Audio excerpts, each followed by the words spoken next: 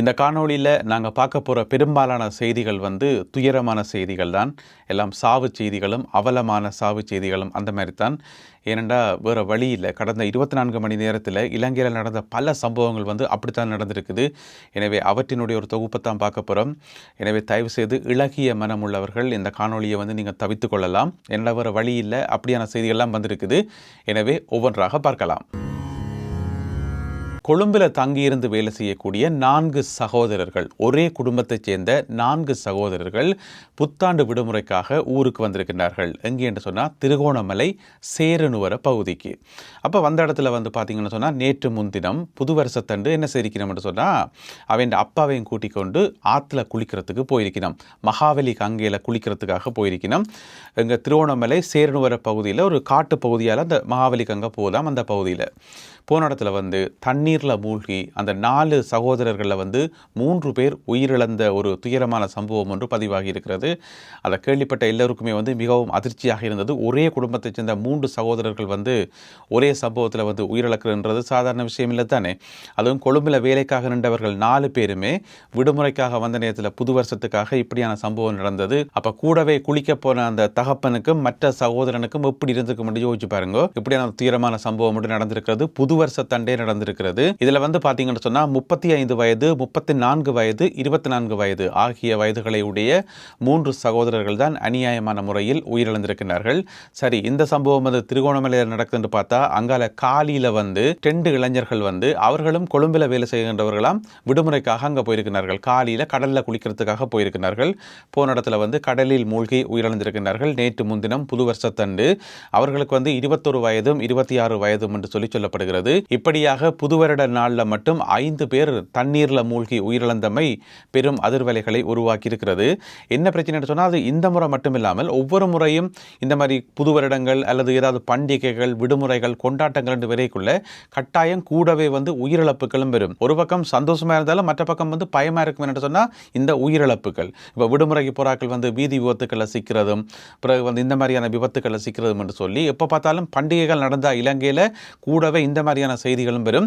அதனால தான் ஒவ்வொரு தடவையும் இந்த பண்டிகை காலங்களில் போலீசார் விசேடமான அறிவித்தல் வருது, தயவு செய்து கவனமாக இருங்கோ, பண்டிகை கால விபத்துக்களை தவித்துக் கொள்ளணும் என்று சொல்லி அதையும் மீறி இப்படியான விபத்துகளும் நடக்கத்தான் செய்யுது.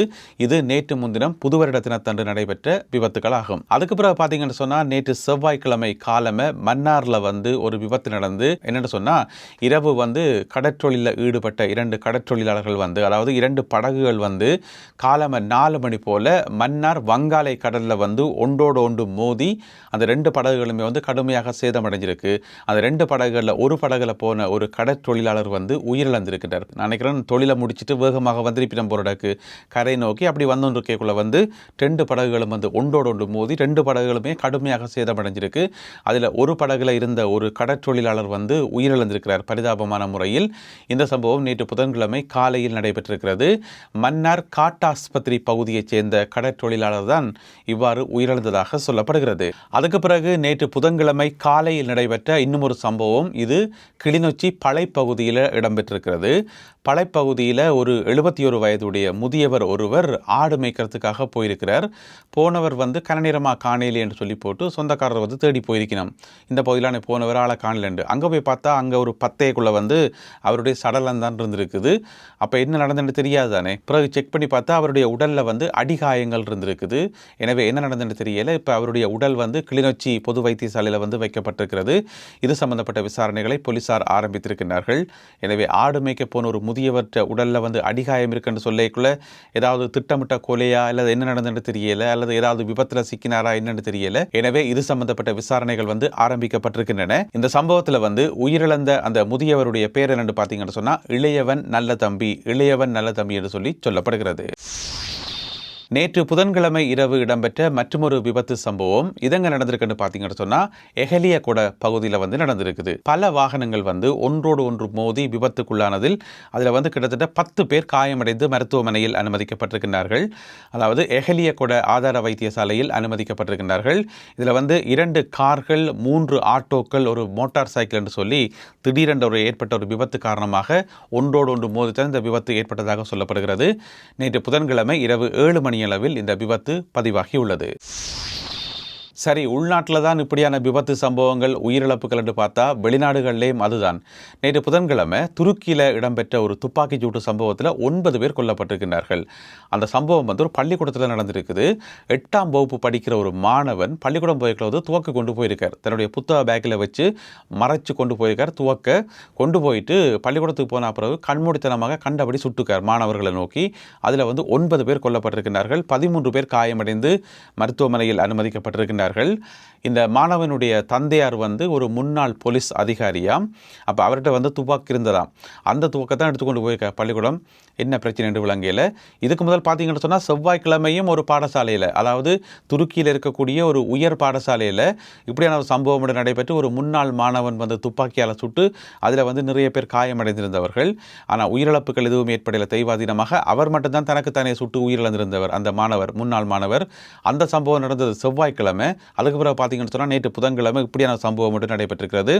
அதில் வந்து அந்த பள்ளிக்கூடத்தை விட்டு மாணவர்கள் சிதறி ஓடுற காட்சிகள் வந்து இப்போ சமூக வலைத்தளங்களில் வந்து பரவி கொண்டிருக்குது. அந்த காட்சிகளை தான் இப்போ நீங்கள் பார்க்குறீங்க. எனவே என்ன நடக்குதுன்றே விளங்கியில் இப்போ அந்த துப்பாக்கிச் சூட்டில் ஈடுபட்ட அந்த மாணவனை வந்து 8ஆம் வகுப்பு படிக்கிற மாணவனை வந்து போலீசார் கைது செய்துள்ளார்கள். ஈரான் மற்றும் ரஷ்யா ஆகிய நாடுகள் மீது விதிக்கப்பட்டிருந்த தடைகளை தற்காலிகமாக அமெரிக்கா நீக்கியிருந்தது. அதாவது முழுமையான தடைகள் நீக்கல, அந்த எரிபொருளை எண்ணெயை மட்டும் விற்கலாம் என்று சொல்லி தற்காலிகமாக தடைகளை நீக்கியிருந்தது. இனி அந்த தடை வந்து நீடிக்கப்பட மாட்டாது. அதாவது தடை வந்து தொடர்ந்து அமுல்ல இருக்கும், தடையை நீக்கினதை வந்து நீடிக்க மாட்டோம் என்று சொல்லி அமெரிக்காவினுடைய நிதியமைச்சர் வந்து அறிவித்திருக்கின்றார்.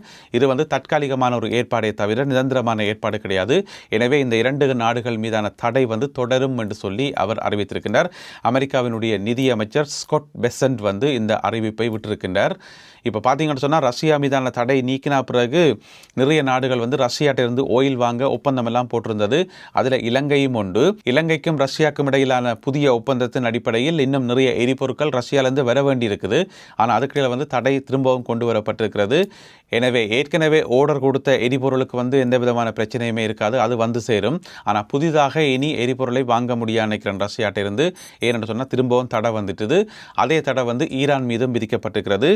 ஈரானுக்கு சொந்தமான ஏராளமான எரிபொருட்கள் வந்து கப்பல்களில் ஏற்றப்பட்டு கடல்களில் ஏற்கனவே மிதந்து கொண்டிருந்தது, பல்வேறு கடல்களில். அதைத்தான் விற்கிறதுக்கு அனுமதி கொடுத்திருந்தது அமெரிக்கா. அதன் மூலம் ஈரானுக்கு நிறைய லாபம் எல்லாம் கிடைச்சிருந்தது. இப்போ வந்து பார்த்தீங்கன்னு சொன்னால் அதற்கும் தடை விதிக்கப்பட்டிருக்கிறது. அது மட்டும் இல்லாமல் அமெரிக்காவினுடைய நிதியமைச்சர் இன்னும் ஒரு தகவல் ஒன்றையும் சொல்லியிருக்கார்.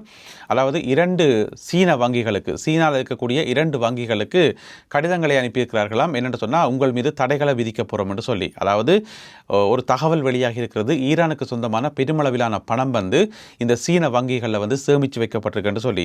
இதுக்கு முதல் பார்த்தீங்கன்னு சொன்னால் ஈரானுக்கு பல வகைகளில் சீனா உதவி செய்து சொல்லி ஒரு பக்கம் செய்திகள் வந்துருக்குது. அந்த அடிப்படையில் சீனாவில் இருக்கக்கூடிய 2 வங்கிகளில் ஈரானுக்கு சொந்தமான காசு இருக்குது என்று சொல்லி தகவல் கிடைச்சிருக்காம். அது இன்னும் உறுதிப்படுத்தப்படையில். ஒருவேளை உறுதிப்படுத்தப்பட்டால் உங்களுடைய வங்கிகளை நாங்கள் தடை செய்வோம் என்று சொல்லி அமெரிக்காவினுடைய நிதியமைச்சர் பெசன்ட் வந்து கடிதம் அனுப்பியிருக்காராம் இந்த சீன வங்கிகளுக்கு. தெற்கு லெபனான் பகுதியில் தொடர்ச்சியாக மோதல்கள் இடம்பெற்றுக் கொண்டே இருக்கின்றன. நேற்று புதன்கிழமை கூட கடும் தாக்குதல்கள் இடம்பெற்றிருப்பதாக சொல்லப்படுகிறது. இதில் வந்து இஸ்ரேலிய படையினர் 5 பேர் காயமடைந்திருப்பதாக இப்பொழுது இஸ்ரேலிய இராணுவத்தினர் அறிவித்திருக்கிறார்கள். இந்த 5 பேரில் ஒருவருடைய நிலைமை கவலைக்கிடமாக இருப்பதாகவும் ஏனைய 4 பேரும் லேசான காயங்களுக்கு உள்ளாகியிருப்பதாகவும் இஸ்ரேலினுடைய இராணுவம் அறிவித்திருக்கிறது. அந்த பகுதியில், தெற்கு லெபனான் பகுதியில் மோதல்கள் தொடர்ந்து இடம்பெற்று வருவதாக சொல்லப்படுகிறது. நல்லது அன்பான உறவுகளை, இத்துடன் இன்றைய செய்திகளும் தகவல்களும் நிறைவு பெறுகின்றன. இந்த காணொலியில் பகிர்ந்து கொள்ளப்பட்ட செய்திகள் தொடர்பான உங்களுடைய கருத்துக்களை மறக்காமல் கீழே எழுதுங்கள். மீண்டும் சந்திப்போம். நன்றி, வணக்கம்.